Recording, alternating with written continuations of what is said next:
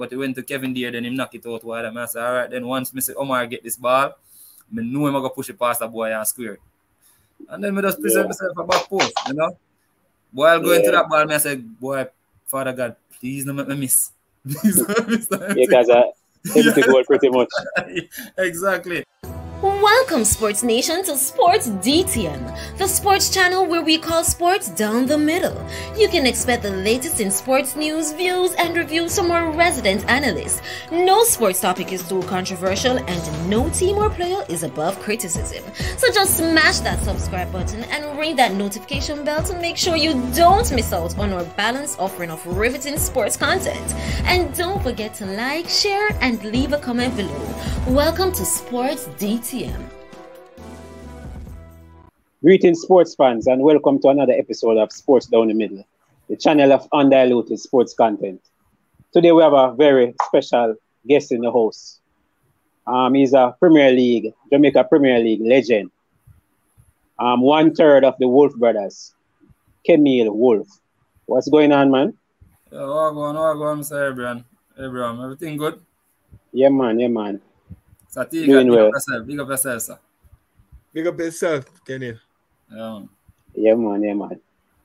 But Wolfe, we're going to ask you this question. We'll ask everybody this question. Which sports teams you support? Which sports team? Yeah, in different sports. Which football team? Any sport, your favorite sport, your favorite teams. All Jacks. Oh, All Jacks. Well, basically, my favorite team are Liverpool. Yeah, Liverpool. Chelsea. Not Liverpool. Oh, you're not the favorite team. Because Brian said Liverpool, Chelsea. You're not the favorite team. All right? Two favorite teams. Yeah, my favorite team in the football are Chelsea, man. Chelsea. But me one of the persons who are basically is one of them fanatic, follow the football and stuff like that. But from 2001, I basically start follow Chelsea. Honestly, because I'm one of them people where they follow the football so much. That's the honest answer. But my favorite team in terms of World Cup is France. Hence the nickname Zidane. Hence the nickname Zidane. Yes, basically. All right. Yeah. Tell us a little about yourself growing up and how you got involved in football. Well, basically I come from all over St. Catherine. I grew up in a big family. Family sports oriented. Everybody play football in our community. We are Borders Crescent, where everybody play football. So it wasn't difficult for us to get into the sport. Bigger brothers before me, cousins played football, so it was easy for us to make that transfer into football. Good. You played at multiple clubs. Walk us through the first club to the last in terms of, the clubs that you went to, or clubs that you played with. Well, initially we started at Bodles FC. That's the home-based club from where we grew up. And then I moved to Old Harbour FC. That's a little bit up the road from us. At the time, Bodles was playing Division 2. Then I left from Bodles and go to Old Harbour. They were basically playing Super League at the time. And then after there, I went to Portmore United. After playing Manning Cup and stuff like that. Then I left and went to Portmore. After leaving Portmore, I went to Harbourview, and then from Harbourview, I basically finished my my career at Cumberland. All right. Yeah, that was basically the sequence. Yeah, good stuff. How many titles have you won locally? Can you count? Yeah, man. I won 3 titles with Portmore United, and I won 3 with Harbourview. Yes. And Cumberland, it wasn't really a title, but we topped the league in terms of the standing in the last Premier League that I played.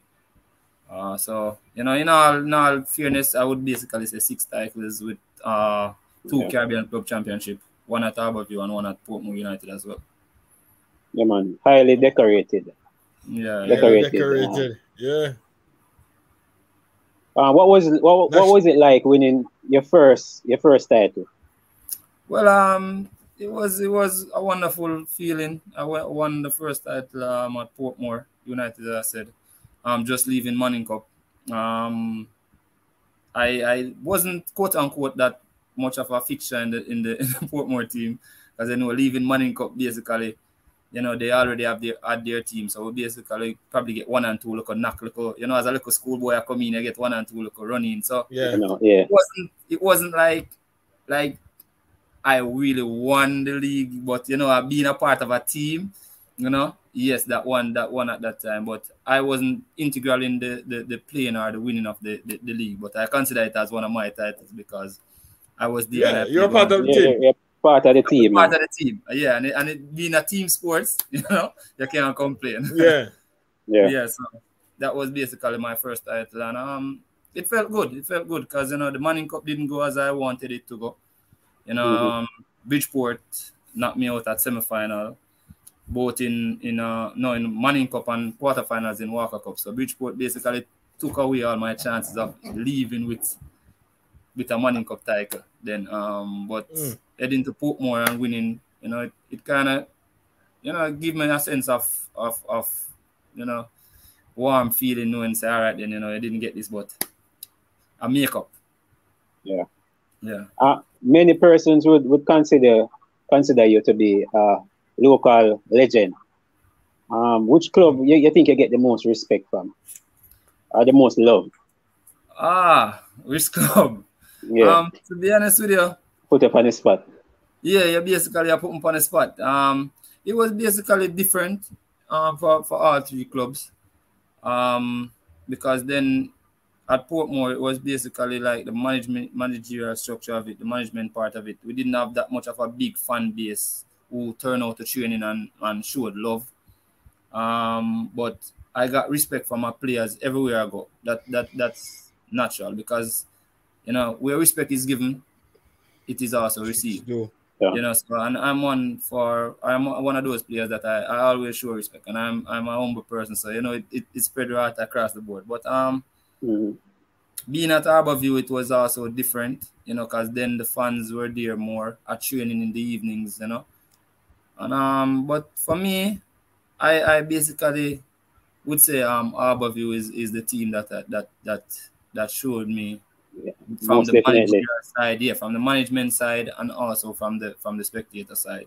I would say Harborview, because at Cumberland it wasn't that much. You have spectators who showed me, a lot of respect as well as manager, but it wasn't a holistic type of respect, for at Cumberland. So for me, I would say Harborview, and I have a special place in my heart for that club. Yeah. For our young viewers that might not know Kemeel Wolfe, tell them what type of player were you? Well, basically, I'm a player who is very skillful, quote unquote, they would say. I'm a dribbler of the ball. I used to like to dribble the ball. Sometimes even hold on to it too much. And I'm a goal scorer. Give me an opportunity, and I'll ensure that our team is on the score sheet. So that's the type of player I was. Humble player, team player as well. And that is what I try to instill. In all the players that I come across now, the younger players. All right. It's like a side question, but you think you perform better when you had the hair, the long hair, compared to the bald head? To me, that you were peak no, that stage. At them times, still basically go because we usually beat the mohawk, we usually beat the flat up here, all of them stuff. But to me, it wasn't a sense of performing with the year. It's just the mindset at the time.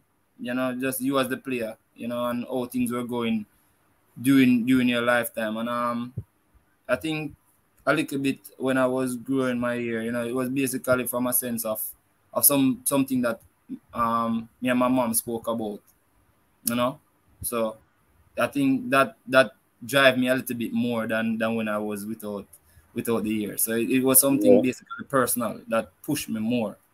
So during that time, So I don't know if it was the year or not, but it was basically some conversation that my mom and I had. Okay. What was the best part of being a professional footballer? The best and the worst part? The best and the worst part. I'm a person who love home, you know. I love home.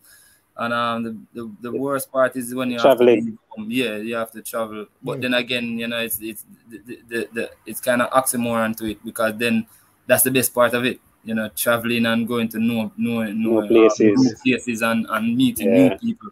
You know, and even though I still have friends who are in, you know, because of football, and majority of what I have now in life is because of football and traveling and knowing people. Let us touch on the national team a little bit.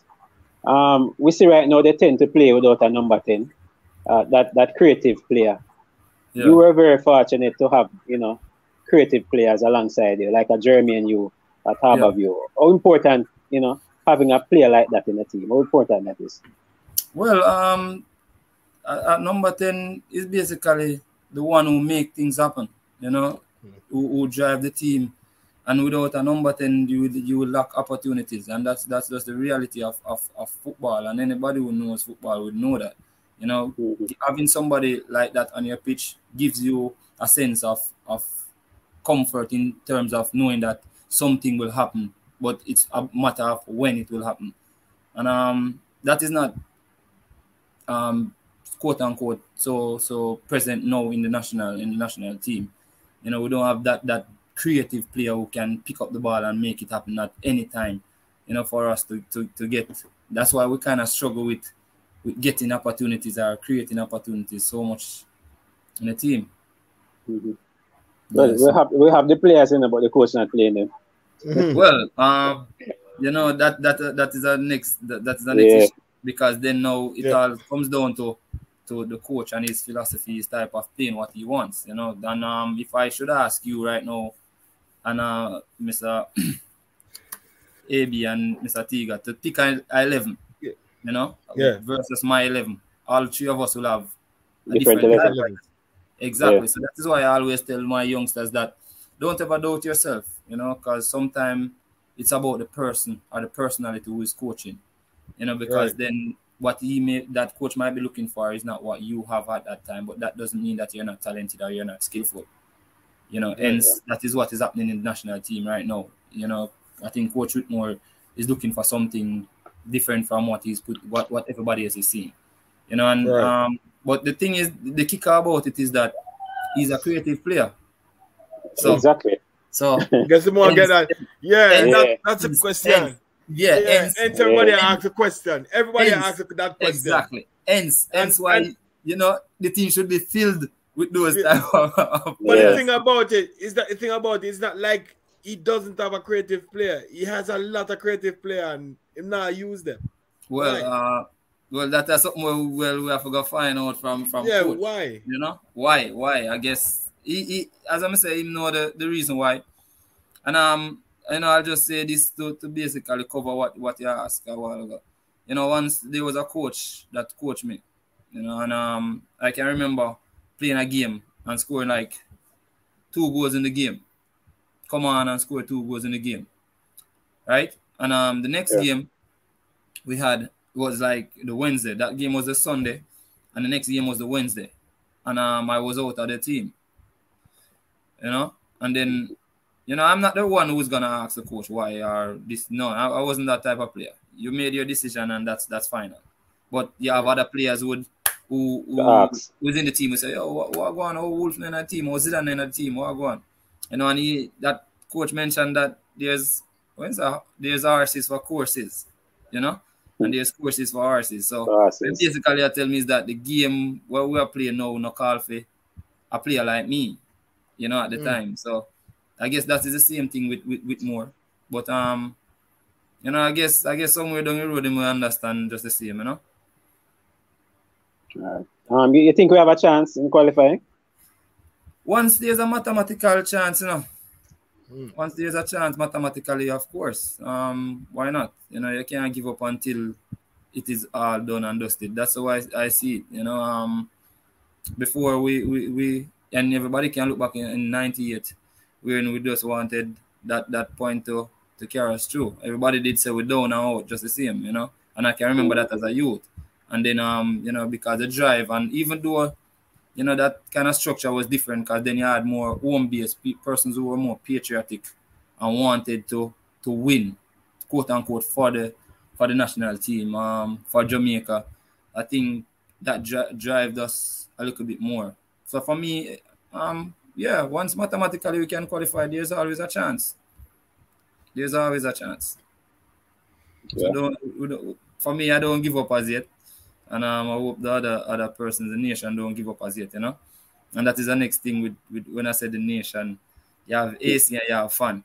So so that's the next thing again. Yeah. Yeah.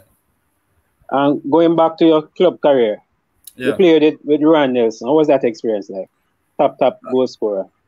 Well, playing with Ruan, you know, as we said, we had a wonderful team at the time. We had players who basically could pop up at any time, you know. But Ruan Nelson, that man, totally different. Yeah, Trouble. you know, yeah, man. Yeah, give him just a glimpse at it, and you know that's gonna be a goal. And every team knew that at the time. And that was something we spoke about even while we were playing. You know, you basically said just make sure so them not score, and we must win. Because I know I'm gonna find one. You know, those are certain little things that he spoke about while playing. And even any given Sunday, you'll find Ruan Nelson on the score sheet. You know, and that's what we lacking. And for me personally, just off the record, basically to say, you know, off the interview, I don't think that Ruan Nelson really got a fair chance in the national team. You know, like many of us. Many of us. You know, I don't think he got a fair chance in the national team. Look, you know, but, a lot of players. Yeah, a lot of players. But, you know, as I said, that is it with team sports. You know, that's what I always say. You know, team sports is very cruel sometimes. You know, because then, as I said before, it can be the person who is managing the team at the time, probably. You know, and you know how human beings are. That are the reality. You know, so I don't think he got a fair chance, and that's just something I want to put out there. Yeah, this is the last question from me. The CONCACAF championship. I remember you guys played Club America in Mexico. Yeah. And you scored a nice goal, nice team goal. Yeah. You remember that goal? Walk us through that goal, no? Well, to be honest with you, that was long ear Wolfe. Yeah. When that game basically started, I was like nervous, really nervous. You know, because then, you know, that was basically a time when, as a youth, I say, yo, you play against them, and I usually watch them on my TV, like Club America. Man, I say, you know, them bad. Yeah, I know you stand up and you play alongside them. But in the game, you know, after starting the game, you know, butterfly and jitters gone. I say, all right, my man, them just like me. Yeah. So we just start be more relaxed and we start play. And I think that is something we lack in Jamaica team and Jamaica youths. I think we don't get enough exposure. So when we book big teams, quote unquote, we watch for 5-10 minutes before we realize, hey, I'm on them just normal. But you know, when we get the ball, knock the ball at first, I thought I lost the ball, because if you notice, I knocked the ball trying to give Kevin there, and the Club America guy intercept the ball, but it didn't intercept it fully, but it went to Kevin there, then he knocked it out wide. And I said, all right, then once I say Omar get this ball, I know I'm going to push it past the boy and square it. And then I just present myself a back post, you know. While going to that ball, I said, boy, Father God, please don't make me miss. Please don't miss that. Because empty goal pretty much. Exactly. You know, and then you know, I just make sure I find myself in the position and editing at the goal. And you know, that was basically something a part of history, because I think that was the first time a football game was being played at that particular stadium. You know, and to see that, you know, I was the one who got the first goal. You know, those little things are a little bit bits and pieces of history. You know, would always stay, especially with me. You know, probably a lot of person won't know that, but for me, that's history. Yeah. Sorry, we didn't came out on top in the game, but such is life, Yeah, so it go. Definitely. All right, Mr. Wolfe. You play in the number 45. Is there any significance you choose that number? No, not necessarily. Not necessarily. Just a number that I liked. It wasn't any significance to it, basically, but just a number that I liked. Yeah. Just one of them number there. So Yeah, do you miss playing? Just do you miss playing competitively? Yes, I do. Every day. Even now that I'm basically coaching, it's like more now you kind of see where in, like you start put yourself in the situation where the youths are. And I said, Jano, when I was, but that it's not a thing where I try to. I'm not gonna be the coach. So when I was playing because my time is over. You understand? But you think to yourself, and I said, Jano, if when me I play that a goal, I'm gonna tell you. To be honest with you, I missed it. I really missed the game. I really missed the game, and even on several occasions, I had tried to reach out to some clubs to play back again. And persons tell me that they're basically using youth. So. And I'm not a person who got injured or have any form of injury more than just one injury, which was my ankle. But I'm not an injury prone athlete. But when your time has passed, I didn't want to give it up. But that is the next story, as to why I gave it up and stuff like that. But I miss it. I really miss it. Okay. All right. So out of all the Wolves brothers, who is the best? We normally leave that to the fans, Yeah, we normally leave that to the fans. But for me personally, when persons talk, they normally say I'm a more like a complete player than my other two brothers. But we normally leave that because you have persons who say Ulri is better, you have persons who say Rafi is better.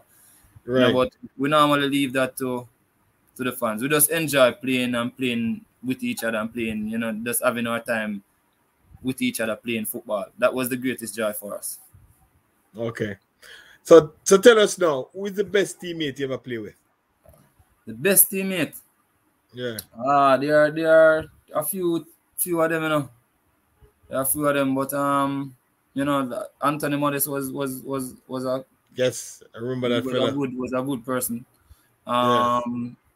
Harborview, when I was at Harborview, we had Fabian Taylor, I had Donald Stewart, Yeah. I had Rafi Wolfe at Portmore also, and last but not least, when I went to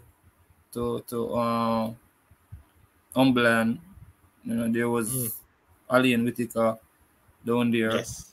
Yeah. So those are some of the players who you can relate to, you can talk to, and those players were really good teammates, good teammates. And even at one point they had Sanchez Lai, that was the goalkeeper from Sporting. He was at Umberland also. He was a good teammate, somebody we can sit and we can talk about football and talk about stuff. Yeah, man. So, okay. Yeah, man. So those are really my quote unquote my teammates. In terms of the ones who we can sit and we can talk with and stuff like that. But as I said, I'm a team person, so me everybody get along. Me everybody, me no have no little mix and quarrel with nobody, Just do my thing and that's it. All right, so tell me the best player you ever come against. Who you ever play against? The best player I ever play against. During my time still, there was a lot of players during my little time playing, because at one point we actually played against Walter Boyd was playing Premier League when I was playing. Whitmore was also playing. Whitmore played when I was playing. So if I should say the best player, so I tell people that when I started playing Premier League, all of those players were playing Premier League during my time. Right. So if I should say, and those are quality players, so right. in all essence, there couldn't be for me, quote unquote, to say a best player, because those players are World Cup players I'm talking about. You know, when I was playing, even though it wasn't against, you had Paul Young just the same. So you had a couple players as well during my time. You know, well as a youngster coming into it. So you know, I wouldn't quote unquote say I had a best player, because at that time it was more competitive. Premier League to me was more competitive, and a given Sunday you could go out at a particular team and say, all right, then I'm gonna watch this player, I'm gonna watch that player. Now, you know, basically it's different. You know, it's a lot different. You can't go to a match now and say, all right, then I'm gonna watch a Walter Boyd, or I'm gonna watch a basically Patrick Beach, or you know, a Kevin Lamy. You can't that not really there so much no more, you know, because the players now, I think they're more focused on different things, and they're not, quote unquote, there's not enough dedication in football like back then, you know, like a couple years ago. Now there's vast amount of opportunities, colleges, all type of things now just at their fingertip, you know. And I think now them basically they prefer to sit and play the game on a screen than to go out and basically work on stuff, work on their talent. So that is the difference. But for me, you know, Premier League for me was full of players. Chinsu, Pele, Wilson, one of players. I can tell you, like, I can name teams, all the teams that I can call like six, 7 players. Denton, Shedden, all of them play there. Yeah, man. So I want players, my boss. You know? Okay, good. All right. Now we say that you stop playing football, you start coach. You understand? You start to coach. Start coach. You start coach your alma mater, Jonathan Grant. Why Jonathan Grant? Well, to be honest, it's not really a why Jonathan Grant, but I'm basically a teacher at the school. I'm also a physical education teacher. I teach at the CSEC level. So it's not just that I am a coach at the school, you know. And give you a little story. While playing Manning Cup, I told my physical education teacher at that time, Mr. Parks, Carol Parks. He was also the coach of the Manning Cup team at that time. Well, that we went to semi-final. So I told him that when you're leaving this job, I'm gonna be the one to take over this job, take your job, and I'm gonna coach the team. And apparently, you know, when I applied for the job, it was basically his job. And we did the interview and I got the job. And 3 years after getting that job, I'm basically now the coach of the team, you know. So, you know, the other day I was basically telling him that, hey, you know, so we did just attack, still we never really see. Go take the one gear. Exactly, you know. So so him retire, and apparently, you know, that was the vacancy that was available. So some of the time, you know, there's power in the tongue. You know, things speak it in existence. You have to speak it into being. And to be honest with you, you know, like that is something that even at times when I think things now go right, or before I say certain things, or before, you know, I speak of certain things, I think about that line wherein, you know, that was like 20 years ago. I basically spoke about something like that, and today I'm basically doing what I told him that I would be doing, you know. But coaching, most of the youth them nowadays, you know. Man, everybody has star. Yeah, all right. So we see that you failed to qualify from Group B. What went wrong? I guess, as I say, yes, we failed to qualify in the Manning Cup season. But this season was basically my first season as a coach, head coach. I had assisted with Mr. Neely in 2019, you know, where we did a good job because we went to the quarterfinals round.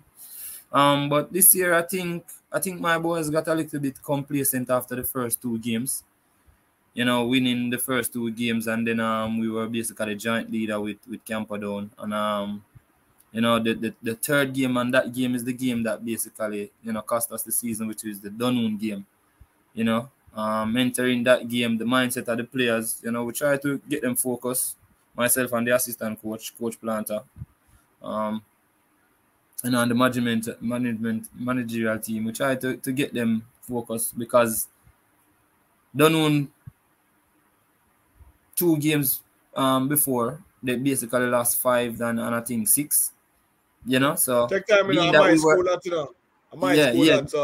Dunoon, yeah. So being that we were basically, you beat my team to St. Diego. Yeah. So coming off of that win, with St. Diego, that because it was basically a wonderful game. It was a hard fought game. Because both teams actually played football on that day, and to come out on top, and then we're saying, all right, then we look good. So you beat Jerome Waite. Yeah. Yeah, man, you beat Jerome Waite. Yeah, man, we won. Yeah, man. Yeah. So what happened to the Dunoon game? You lose against Dunoon? No, we actually went up 2-0 in the first 10 minutes of the game. And 2-0 and had a one of opportunities, and because of selfishness, selfish behavior, it cost us the game. Players basically start doing what they wanted to do on the field, and as I said, we only have a few changes, so we couldn't change out to 11. I think that was it, and that is something with the innocence. What was the result? What was the end result? 2-2. Draw. We had a draw. That's the thing with that I learned about the innocence of youth, while playing, that maturity, lacking of maturity on the pitch, that is basically what cost us our season even right now, Right. And but what I would say is it's still a work in progress. We're still learning as we coach, as we get older, because this is a different aspect, this is a different avenue, a different channel for me. Playing, you see it different from coaching now. So that was it. But our team, to be honest with you, no disrespect to the other teams that are there. But my team is one of the team for the season. But at the end of the day, you can only keep that to persons who you know or who see a team play. Because everybody else, if your team was all that wide, they're not there. Right. But I wish all the other teams all the best, throughout the season. Nice. Go ahead. Let me just sneak in a question, Peter. There's a big argument now in terms of development versus winning. Yes. Which side you're on, development or winning? A lot of emphasis is placed now on winning. All right. Especially certain teams. All right. For me personally, I think I know, not even think. I know development is greater than winning, and that is what cost us now the grassroots programs in Jamaica, and that is why a lot of persons around football now, they don't see football as a career, as a job. That's why football basically not developing any at all in Jamaica, because if you should look at the grassroots programs, under 17, under 15, every coach wants to win. Every coach focus on winning, and instead of developing the talent or developing the youth in terms of their tactical and their technical skills. Because youth come to us now at 19 years old or at 18 years old, basically, going on to 19. And them still can't control a ball. Them still can't open them body and receive a ball. Them still can't chase a ball or head a ball, with the proper technique. And these are players who are playing under 17, under 15, under 13, coming right up. You understand? So we see where now coaches are not taking the time out, to basically develop the youth them skill. Make sure say, all right, then this is how you control the ball correctly. This is how you kick the ball properly. This is how you dribble a football. So these are the things we're in, and we see where it's costing us a lot, because now we have to go overseas for players because we don't have players that are fully developed. Facts. Right here. So when them going at the national team, to be honest with you, even though they are talented, they still lack a little bit of stuff. because it's basically raw talent. So Jamaica to me is like Brazil. We're in a sense, and this is just my opinion. We have talent. We just naturally born to play football. We know to play football. We have touch. You understand? But at the end of the day, Brazil is much different because Brazil have professional clubs, professional leagues. So players have to go to academy and develop. You understand? Out here, you leave a player, him go around the corner, him control the ball, however, him do whatever. And that is something where it takes a longer time. So by the time we reach to a national higher level, you see where it basically different. Because now, you see we're in controlling a ball and putting it where you want it. Take 3-4 seconds off our play. Other than when you say, all right, then the ball come to me, I don't have to control it. We can knock it one time. And that still contribute to something in our game. We as Jamaican, we have to control it, we have to set it, we have to put it over we want, put it before we pass it. So that at 5-6 seconds out of the game right there, we're in an international player that's going boom, one knock and gone. So those are the little things that cost us in the games, not for the time. So it's not that we don't match up to them, but the simple little things, the little sprints, the little touches, are them something that cost with. That's why local base players forever will be second best to overseas players. And the overseas players, no disrespect to them again, are not patriotic. Because at the end of the day, this is it. If I should say for argument's sake, you have your house, each of you have your house, right? And when you have your house and you leave your house, you say, all right, then you have to play football somewhere. When you come back in your house, automatically everybody in your house love football. What am I going to do if you lose that game? They're going to bash you, don't it? Yeah, man, bash you. Bash you and they're going to feel away. So guess what? You see, because you don't want the cussing, what you're going to do every time you go out on that pitch, you're going to get what? 100. You're 100 and 120 because you know so when you reach back home, you're going to lose. Check it out. 3/4 players them will play for Jamaica team. When the game finish, where them gone? For them, yard. England. Don't it? Which man pan the corner can see them? Which man pan the corner can see them and say, yo, brother, be a foolish, I go out there, never go on good enough. And probably tell him two things where them get that from them club. Two Jamaican club, them get that. Exactly. You understand? And that is the difference with 1998 versus all of the other years them or the other World Cup qualifying years them. Check it out from 98 till now, what percentage of the national team are local based players. Check it out. Check it out. Because when in 98, when man play football and you come home and you do be a foolishness, I'm gonna make sure dry you up and say, brother, be a foolishness, yeah, brother, that not good, that not work. So you gotta always give your best. So those are the little things. But as I say, AB, it kind of stray from it. But to me, we need to develop the youth them grassroots program. And not just the quote unquote some academy where I take money to just say them a develop youth and not develop youth. Because they love to develop youth. That's a go on, we're in man academy. Them look at something and they not really work on the youth them. Work in our system. Work our youth can play in our system. Our youth can develop holistically. Not just football alone, but also schoolwork. I'm a big person for that because, as I told you before, I'm a physical education teacher. What if I didn't decide to do my schoolwork? Where would I be now? Being that football didn't work, because at one point nobody could have stand in front of me and told me that, hey, you won't make it pro. You won't go overseas, go play and get money for money. Nobody couldn't tell me that. Nobody couldn't tell me that. The only person could have tell me that probably my mother. Can say, all right, you need to do something. You understand? And at the end of the day, it's because I'm an education, why now I have a job, why I have an income, why I can stand in front of 26 youth or 27 young adult right now, coaching them. Because of that aspect. So for me personally, I told my boys that, hey, guess what? It's a want X amount of percentage in terms of schoolwork, but I want 60% for you to play in my team.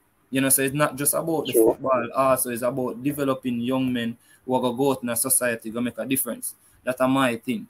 You understand? It's not just about the football, and that is it.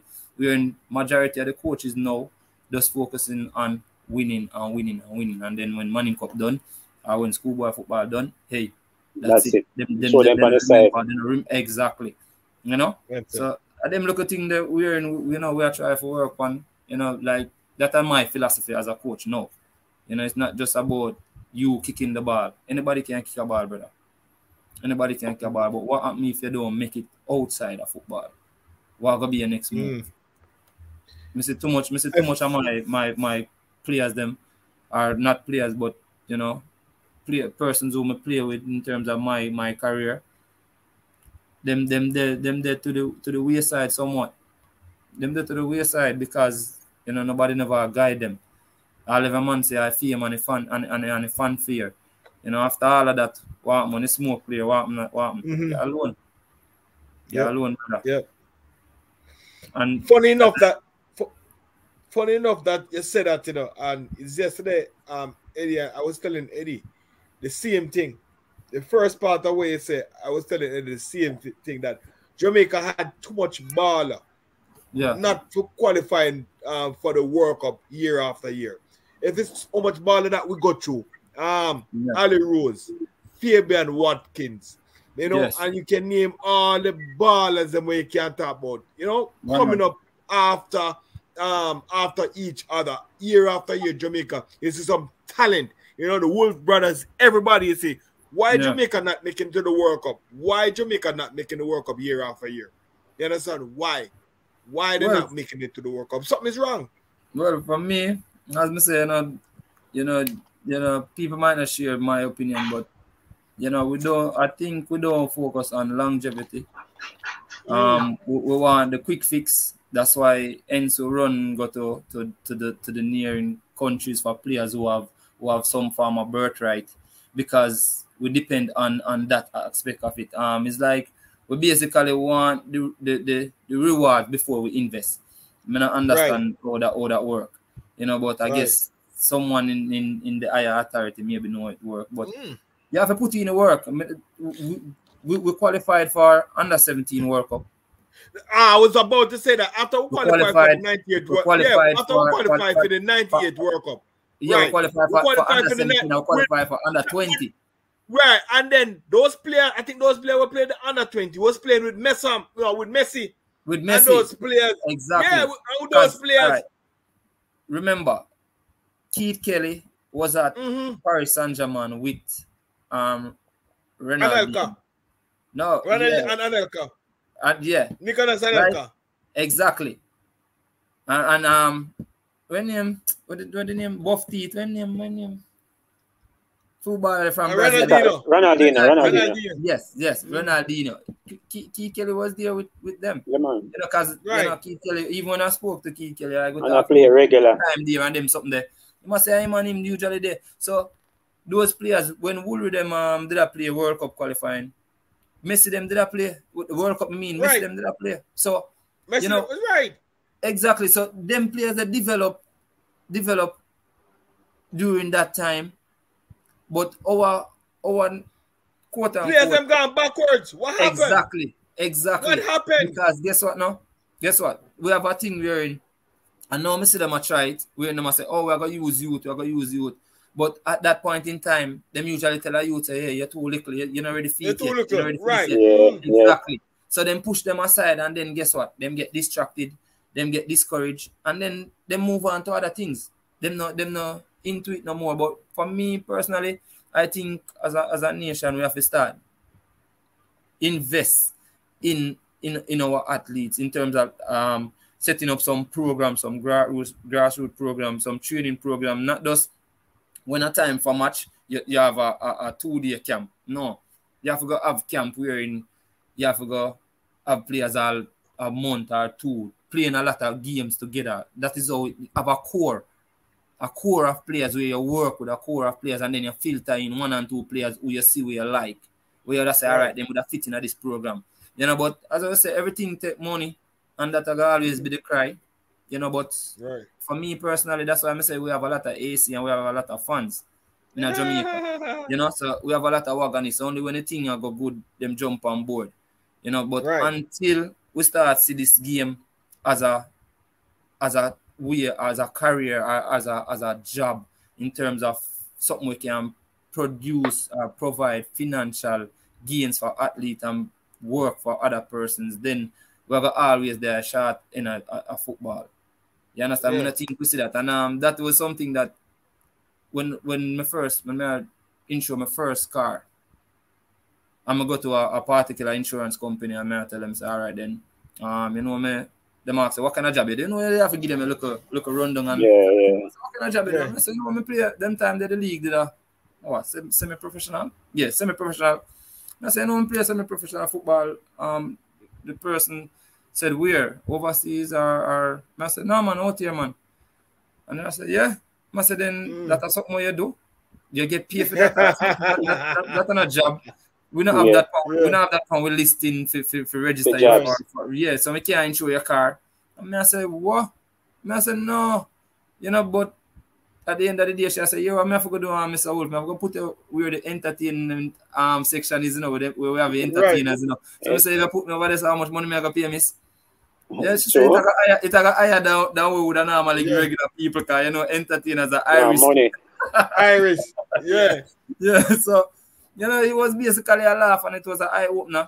When we see where Jamaicans are, the majority of Jamaicans don't see football as a career. They don't see it as a way of sports in general. Since lately, them basically starts running. And then if you should look at running, only the athletes who have endorsements basically benefit. No, but the thing about it, now I cut you, because I was just about, because it just coming on my head. We produce a lot of good footballers, and we produce a lot of good runners. You see the difference between the runner and footballer? Footballer is a team sport, while running is an individual thing. Yeah. You understand? It's an individual thing. So the runner go stand out. You understand? More than the footballer. Automatically. Definitely I go stand up more than the footballers. Yeah. That's what the downfall is. Yeah. If it's your should go in a race right now, I'm not gonna put myself at last, but if I run every 2 hours every given day, there's no way none of you can look at me and say, hey, you know, I'm faster than you. Where you gonna tell me that? Right. None of you can look at me and tell me that. So that is where now you say the individual sports stand out. But I can be the one in the team. We can have the same 3 of us in our team, and you have you and AB a player way better than I am. Right. But at the end of the day, coach probably prefer me, or probably the coach came from one different club, come play at this club. So guess what? Every given Sunday, he's gonna push me out, and guess what I'm gonna do? Put out you and AB are going to 20 minutes, 30 minutes. So that is the thing we are telling you, where the team sports, it kind of cruel. It kind of cruel. Not only that, you know. Not only that, I'm looking at the light there. The three we are playing for that team, Zane. Yeah. And the team are win. Yeah. They're not really good enough, but the team are win. And I'm gonna say, you know, the team got play for that team there. Yeah, man, that team they're bad team, man. The team they're bad, man. I like Georgina, man. With Eddie and Kemeel and them play. They play with that team that make them good. Yeah. And maybe we don't good at all. You're not dropping the ball. Yeah. So that's the thing. That I think with team sports, you basically hide. Some of us basically hide in our glory. You know? Yeah. So that is something we're in. That's part of the sport. That is part of the team sport. You know? And that's something we have to live with. You know, that's why, you know, them say the team is as strong as it's weak, it's linked. Yeah, so at the end of the day, you know, just know so when your chain break, everybody are gonna recognize you make it break. You understand? Yeah. But you know, team sports and individual sports, regardless of what it is, I think, you know, we need to support the athletes more. You know, regardless of what it is, you know, I don't think we need to wait for I don't think we need to wait for Olympics to support the athletes, you know. Right. If you should look in any foreign country, England, anywhere, the athletes, quote unquote, are superstars. Stars in a for them country. Right, true. Yeah. If you should ask in any school challenge quiz thing there right now, competition, tell them to name 5 Premier League team, local JPL team, because I think them name it JPL now. Name 5 JPL team. I doubt they can name it. They can't. And you know things like this one I do, basically I bring players like myself and probably other Premier League players, you know, to the forefront, make people even know certain insight about what is going on. I give them an insight about what go on. It's very good because then that was something that the media could have done for a couple of years ago. You know, Right. for at least, all right then, you know, feature a couple players, make people know that these are the players that are playing local Premier League. You know, make some poster boy for some clubs where now people know of athletes or know the athletes. And the same can be said for cricket, same can be said for track and field, you know, all the other sports. Because to be honest with you, media have the power. Media have the power, whether they want to put something out there or they want to close it down. You know? So you give people all of the ideas. Because if for say we're gonna use probably the COVID as an example. You know? In the other day when COVID just probably come to Jamaica, reach Jamaica, it was a buzz. Why it was a buzz? Because every media house, the media push it. everybody talk about it. No, it depends on everybody's tongue, everybody lips right away after COVID, everybody so they get frantic. Everybody start talking about COVID because the media push it out. You understand? Now, if you should look, the publicity and the run around with COVID is not so much. Do you hear anybody talking about COVID so much or anybody scared of COVID like before? Because now the media is exactly because the media now more subtle with it. So it basically quench. You understand? So the media is somebody with something or a particular avenue wherein you can heighten something or you can bring it. I mean, I think they basically bring players and Premier League and sports to the forefront as they should. And I think that is where we're lacking. You know, and I guess that is something probably bigger than me as to why, you know, because there are a lot of unseen things for us what we don't know about behind closed door where going people probably not disappear. You know, there's a lot of things where we don't know about as the liquor man. But, you know, that are the reason as to why some of the time, you know, see weird. And I remember one time a particular sponsor, you know, and this was alleged that a particular sponsor didn't want to sponsor a club that I was at because they were basically conflict of interest with another brand. Right. Yeah, so they've never have about a sponsor. I said no. I said look at Mexico. When you look on the Mexican jersey, them, brother. The amount of sponsorship you can't even see number. Right. Yeah, but at the end of it was basically for the benefit of football and development of football in Mexico. But guess what? Probably one company or two companies in Jamaica want it to be only and solely about them. So and they're not give enough money. Is that like they give enough money? Exactly. You understand? So they're not give enough money. You know, yeah, brother, it basically, you know, basically we are shoot ourselves in our foot where football is concerned and development of football. Because then me used to remember we usually play a stadium, we usually have All Island football where everybody get a chance now to play against the Premier League teams and stuff like that. Where you know it is different. And then you used to have games at stadium where people start come and then it start go back way. It start go back way. You usually have night games, you usually have triplet, then it start go back. But as I say, the first cry is gonna be financially we can't manage. But then we start set up ways and means get it running. Because then you can't tell me so we have so much people in Jamaica who financially them have the brain, but yet still we can't think of if we start out certain stuff. You know, as I say, you know, one of the things that behind it, one of the things that behind football and the development of football as to why it not go there. You know? But I think we can do way better than what we are doing now as a country in terms of sports and development of sports and the publicity of athletes. You know, make it be known that hey, these are the persons who are representing us as a country who go out there every given time to give up their best. You know, but other than those people just a bash athletes and a bash you when you not do good. That's the only time you really hear them come out. Yeah, and bash you when you not do good. You know, but them not see sweat and the blood and the tears where you get a training every time. You know? Good. So do you see yourself staying in coaching for a long term? Well, or maybe get some badges? Not go again. Or maybe getting some badges, getting some to be honest with you, license and stuff like that. Yeah, to be honest with you, that's something I love, like impart knowledge to younger ones. I had done it before with Borders FC. I had coached them for one season, and we went to the semi-final and we lost. Yeah, so it's something it's not something that I really did only and solely I think about going to, like, I guess it just come in as I go along.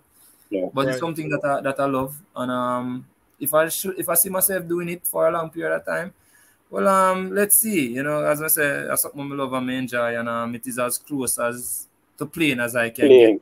Yeah. So it has close, and I enjoy it. I enjoy my first season as a head coach at the Jonathan Grant High, and Okay. it would have been wonderful if I had gone to the next round, but such is life. Not this season, but next season. Like this season, yeah, like this season setup. And I think and the teams are dropping out. Exactly, and to be honest with you, just because of the whole aspect of COVID and stuff like that, not doubting my ability as a coach, but this is one of the easiest seasons you will get to win a Manning Cup title.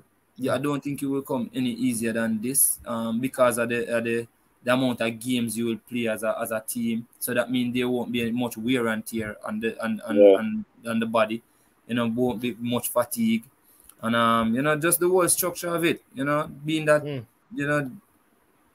the teams were not quote unquote prepared so much in terms of because normally we had a absence, so players left and the development basically starts from enough school now. Then basically a rebuild, So that is one of the reasons I basically wanted to be in the mix, because then, as I told my players, you can't win a lot unless you buy a ticket, So we can't win Manning Cup unless we were basically in the second round.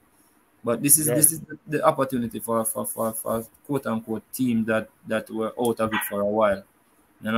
Even though JC still look good, starts playing good, and Who do you think will win it? To be honest with you, this is the fact that I haven't gotten the chance to see all the teams, but judging from just word of mouth, I think we can look for probably a JC and Stats again, somewhere around there, that final. Possibly KC. As I said, I don't really get a mix so much from KC, but to me, it between JC Stats and KC. Okay. That's what I judging from just the word on the street and going off results and stuff like that. And being that we played Stats already, and they can play. That's the reality. They have good players. They have good players. So that's my prediction right here. All right. What was the most difficult? What was the most difficult part of your career? And what you do for overcome it? The most so in terms of playing wise, I think football for me take me away from a lot of things outside in terms of like life. But the hardest part of it was when I lost both my parents. That was the basically the hardest part of it. And one was more difficult than the other because my mom passed first, and when she passed, she basically told me to continue doing like before she passed, because we spoke a lot during that time. That's why I told her with the ear thing. Yeah, we spoke a lot about one of the things, life, death, and up to this moment, that is the reason I don't pierce my ears. I don't have any piercing. I don't have any form of tattoo, because I had promised her that from day one, that's something that I will always, unless until I get a child, I think about putting my child name on my on my arm or something like that. But the hardest part was that, you know, playing while she was not there, you know, and that was something that kind of messed me up away, you know. But the fact that she normally said I should play and think of her every time and do my best for her, you know, that was something that it kind of carried me through. And then now with my dad, I basically got injured while in Trinidad.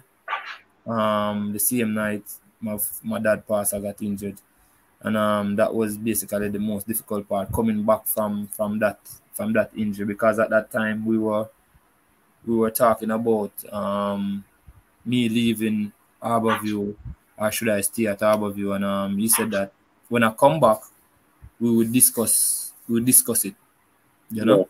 Even though he was sick at the time, you know, because, you know, normally I ask him for guidance and stuff like that. And I said, you know, when I come back, we talk about me leaving Harborview or if never stay and whatever. You know, like that. Those times were the hardest time playing. Those two times, you know. And for me, that is the hardest part of my career. Otherwise, from that, my career was like was smooth and nice. You know, I enjoyed every moment playing football. Yeah, and going places. Otherwise, and sometimes I have let me out go we are Westmoreland, we never really like. Yeah. Yeah. But other than that, it was good. It was good. All right, so we're wrapping up now. So I want to ask you this: any advice you want to give young people who want to become footballers? Well, yeah, you know, for me personally, you know, don't ever doubt yourself. No matter what, as a footballer, you know, even in life, don't ever doubt yourself. You have to work for what you want, you know, because as I said, hard work brings success, and cheap talk, a lot of talking bring mediocrity, you know. So as a player, you have to go out there and work, you know, get up in the morning, train, because that's the only way you're gonna get better. Because look at the same players that they emulate right now, or that they are watching now, like the Messi's and the Cristiano Ronaldo. How much time those players go out and practice on the pitch, but yet still they're still not perfect, you know, because Messi practice free kicks, Cristiano Ronaldo practice free kick, but it's not every time they step over a ball they're gonna score. They kick away some, they miss just the same. So you have to do hard work, you know, and that is something I want to tell my youngsters, you know, just go out there and work and just believe in yourself, you know. And as I said, my little mantra is that impossible is nothing, so therefore nothing is impossible once it is humanly possible. You know, that is my little mantra that I always give my team, you know, and that is something I would share with any young man. You know, so once you believe it and once it is there to be done, once a human has did it before you, that means that you can do it just the same, but you just have to work hard at it and believe in your talent. Where people can follow you on social media? Well, Kemeel Wolfe on IG, and also I have a little clothing line, Wolfpack. You know, that's basically my little era on IG, and the Wolfpack is basically from me and my brothers, and this is basically one of the shirts, you know, a part of the shirt. Yeah. So yeah, man. So we basically, you know, trying to do something in terms of keeping the pack together, you know. As I said, the tagline is, you know, run with the pack. You know. Yeah. So that is basically where I'm at, you know. So Kemeel Wolfe on IG and Wolfpack on IG. That is where you can find me, you know. Okay. And I'm not really a social media person, so you know. Yeah. People go over there on IG and Wolfpack. Yes. Yeah, man. Yeah, Wolfpack. Get the merch, people. Get the merch. Get the merch. Run with the pack. Run with the pack. Run with the pack. If you're not run, you walk, and if you walk, you're slow. Yeah. Kemeel, anybody want to big up before we close out? Yeah, man. Just want to big up, you know, family, you know, everybody, basically. Big up my wife, 3D Dobson Wolfe. You know, she always did it with me, you know, throughout the years, no matter what, you know, the ups, the downs, the goods, the bad. You know, she always support me in a whatever way. You know, she is basically my friend before anything else, and she'll always be my friend even after. You know, so big up my brothers, You know, my sister who always support me, my sister them who always support me. And that's, you know, you guys for doing such a wonderful job. You know, sports down the middle. You know, it's great to be on a program like this, you know, and at least we can, you know, go back down memory lane, you know, and share some stuff. Yeah. You know, so thanks for the opportunity and big up to them, man. You know, continue to do what I do, you know. And the thing I get big, the thing I get bigger. Sorry, bigger, because you know, when I go about it the right way. You know, so when I inform people as to, you know, what was before and what is to come. So just continue to do what I do and big up to now also, you know. Big up to the Jonathan Grant High School. I'm a coaching staff. Definitely. Yeah. And I think next season will be in the Money Cup thing. So you'll see us come to your school and do interview with players and stuff like that, you know.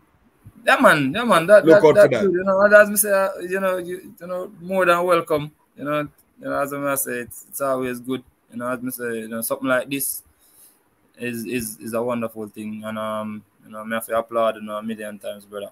You know, it's a wonderful thing. So just continue doing that. And more than welcome at Jonathan Grant High School, man. You know, Jonathan, you know, and probably got different school, but you know, we can't go now, look a breakthrough, you know. All right. Yeah. All right. Probably a family right across the board. Yeah. There you have it, fans. Another exclusive interview, this time with local football legend Kemeel Wolfe. I would say a very interesting interview, lively interview. Very. You know, for the new and young football fans, you get a chance to meet one of the football legends. Right. If you're the older person, you know what's going on already. All right, so let us know what you thought about the interview in the comment section below. You know, like the video, share your comments, and always remember, like and subscribe. No. All right. Be blessed. All right.